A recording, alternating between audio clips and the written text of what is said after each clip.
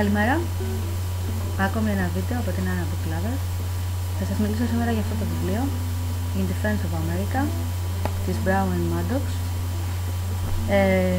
Η συγγραφέας είναι μια Αμερικανοαγγλέζα και μπροστά σε όλο αυτό τον αντιαμερικανισμό που κατακλείζει τις μέρες μας, που έχει γίνει λίγο μόδα, σκέφτηκε να γράψει ένα βιβλίο σε υπεράσπιση της Αμερικής.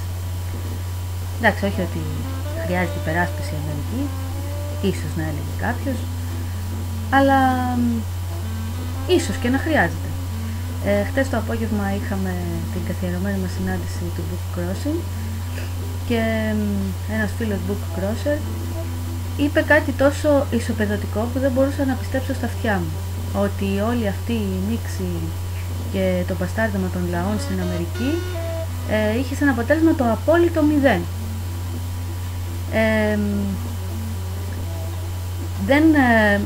Το αυτονόητο για μένα είναι ότι δεν συμφωνώ με τις επεμβάσεις της εξωτερικής πολιτικής της Αμερικής, αλλά από την άλλη δεν νομίζω ότι μπορούμε και να ισοπεδώνουμε έτσι μια χώρα που αυτή τη στιγμή είναι κορυφή στην έρευνα, στην τεχνολογία, στην επιστήμη, στην εκπαίδευση θα έλεγα, δεν ξέρω, στη μουσική σε μεγάλο βαθμό, μας έχει δώσει σπουδαία ιστοργήματα στην τέχνη, παντού.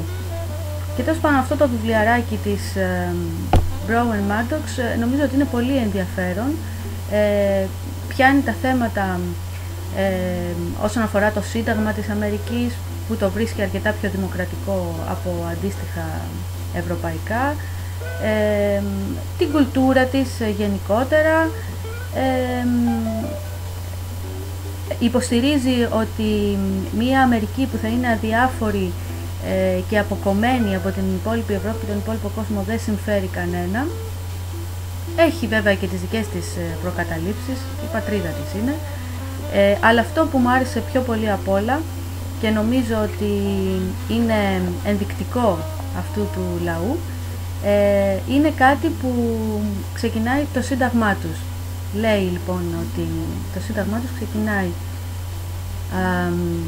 πιστεύουμε ότι είναι αυταπόδεικτο ότι όλοι οι άνθρωποι δημιουργήθηκαν ίσοι και ότι δικαίωμά μας, ότι έχουμε όλοι δικαίωμα στη ζωή, την ελευθερία και το κυνήγι της ευτυχίας. Αυτό και μόνο νομίζω ότι αξίζει για να θαυμάζουμε έστω και λίγο την Αμερική.